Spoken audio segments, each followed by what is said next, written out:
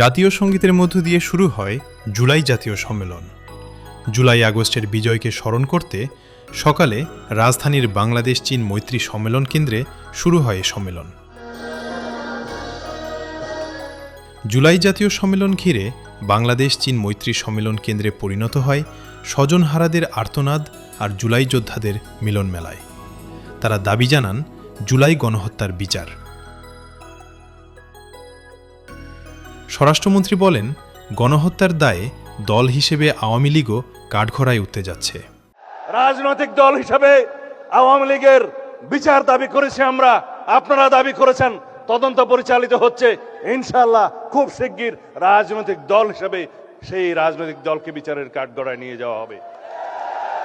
সংবিধানের 47 আর্টিকেল অনুসারে আইন সংশোধন করা হয়েছে, সন্ত্রাস বিরোধী আইনে আছে, আইসিটি অ্যাক্টে আছে, রাজনৈতিক দলের সংগঠনের বিচার করা যাবে। এ সময় জুলাইয়ের প্রতিটি হত্যার বিচার নিশ্চিতের বার্তা দেন আইনমন্ত্রী। আমরা বলেছি দ্ব্যর্থহীনভাবে, সুস্পষ্টভাবে। আমাদের মাননীয় প্রধানমন্ত্রী তার প্রতিটা বক্তব্য বলেছেন, আমরা জুলাই সনদের প্রতিটা অনুচ্ছেদ অক্ষরে অক্ষরে পালন করতে বদ্ধপরিকর। মাননীয় প্রধানমন্ত্রীর দেখানো পথ, জুলাইয়ের স্বপ্ন বাস্তবায়নের পথ, আমরা সেই পথ ধরে এগিয়ে যাব।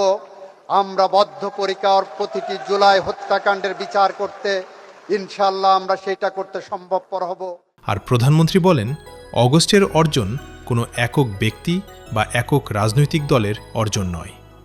বলেন, জুলাইয়ের আত্মত্যাগকে সর্বোচ্চ মূল্যায়ন করবে সরকার। 5ই আগস্ট যে অর্জন আমরা করেছি, এই অর্জন কোনো একক ব্যক্তি, কোনো একক রাজনৈতিক দলের অর্জন নয়, বরং এই অর্জন দল মত নির্বিশেষে বাংলাদেশের প্রত্যেকটি গণতন্ত্রকামী, প্রত্যেকটি শান্তিপ্রিয় মানুষের এটি অর্জন।